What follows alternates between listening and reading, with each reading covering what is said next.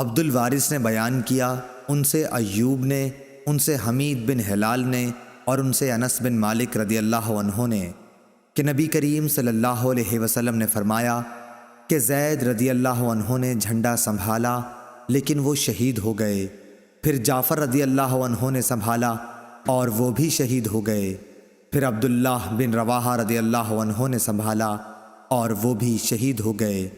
اس وقت رسول اللہ صلی اللہ علیہ وسلم کی آنکھوں میں آنسو بہہ رہے تھے۔ آپ نے فرمایا، اور پھر خالد بن ولید رضی اللہ عنہ نے خود اپنے طور پر جھنڈا اٹھا لیا اور ان کو فتح حاصل ہوئی۔ صحیح بخاری حدیث نمبر 1246۔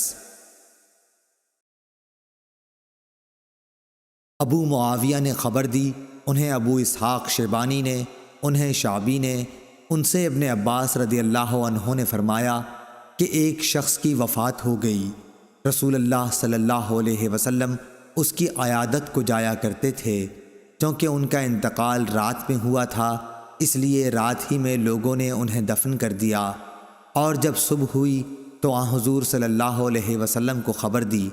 آپ صلی اللہ علیہ وسلم نے فرمایا کہ جنازہ تیار ہوتے وقت مجھے بتانے میں کیا رکاوٹ تھی؟ لوگوں نے کہا کہ رات تھی اور اندھیرا بھی تھا، اس لیے ہم نے مناسب نہیں سمجھا کہ کہیں آپ کو تکلیف ہو۔ پھر آن حضور صلی اللہ علیہ وسلم اس کی قبر پر تشریف لائے اور نماز پڑھی۔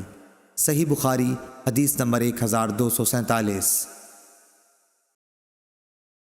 ابو معمر نے بیان کیا، کہا کہ ہم سے عبد الوارث نے، ان سے عبد العزیز نے، اور ان سے انس رضی اللہ عنہ نے کہ نبی کریم صلی اللہ علیہ وسلم نے فرمایا کہ کسی مسلمان کے اگر 3 بچے مر جائیں جو بلوغت کو نہ پہنچے ہوں تو اللہ تعالیٰ اس رحمت کے نتیجے میں جو ان بچوں سے وہ رکھتا ہے، مسلمان بچے کے باپ اور ماں کو بھی جنت میں داخل کرے گا۔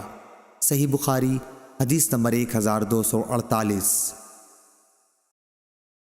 مسلم بن ابراہیم نے بیان کیا، کہا کہ ہم سے شعبہ نے، ان سے عبد الرحمن بن عبداللہ سبحانی نے، ان سے ذکوان نے، اور ان سے حضرت ابو سعید خدری رضی اللہ عنہ نے کہ عورتوں نے نبی کریم صلی اللہ علیہ وسلم سے درخواست کی کہ ہمیں بھی نصیحت کرنے کے لیے آپ صلی اللہ علیہ وسلم ایک دن خاص فرما دیجئے۔ حضور صلی اللہ علیہ وسلم نے ان کی درخواست منظور فرماتے ہوئے ایک خاص دن میں ان کو واعظ فرمایا اور بتلایا کہ جس عورت کے 3 بچے مر جائیں تو وہ اس کے لیے جہنم سے پناہ بن جاتے ہیں۔ اس پر ایک عورت نے پوچھا، حضور اگر کسی کے 2 ہی بچے مریں؟ آپ نے فرمایا کہ 2 بچوں پر بھی۔ صحیح بخاری حدیث نمبر 1249۔ شریک نے ابن اصبہانی سے بیان کیا کہ ان سے ابو صالح نے بیان کیا اور ان سے ابو سعید اور ابو ہریرہ رضی اللہ عنہ نے نبی کریم صلی اللہ علیہ وسلم کے حوالے سے۔ حضرت ابو ہریرہ رضی اللہ عنہ نے یہ بھی کہا کہ وہ بچے مراد ہیں جو ابھی بلوغت کو نہ پہنچے ہوں۔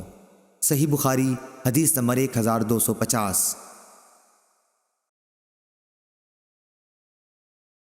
علی نے بیان کیا، ان سے سفیان نے، انہوں نے کہا کہ میں نے زہری سے سنا، انہوں نے سعید بن مسیب سے سنا، اور انہوں نے ابو ہریرہ رضی اللہ عنہ سے کہ نبی کریم صلی اللہ علیہ وسلم نے فرمایا کہ کسی کے اگر 3 بچے مر جائیں تو وہ دوزخ میں نہیں جائے گا، اور اگر جائے گا بھی تو صرف قسم پوری کرنے کے لیے۔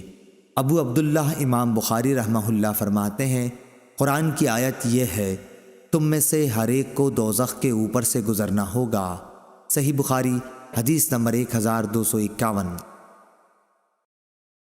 آدم بن ابی ایاس نے بیان کیا، کہا کہ ہم سے شعبہ نے بیان کیا، کہا کہ ہم سے ثابت نے اور ان سے انس بن مالک رضی اللہ عنہ نے کہ نبی کریم صلی اللہ علیہ وسلم ایک عورت کے پاس سے گزرے جو ایک قبر پر بیٹھی ہوئی رو رہی تھی۔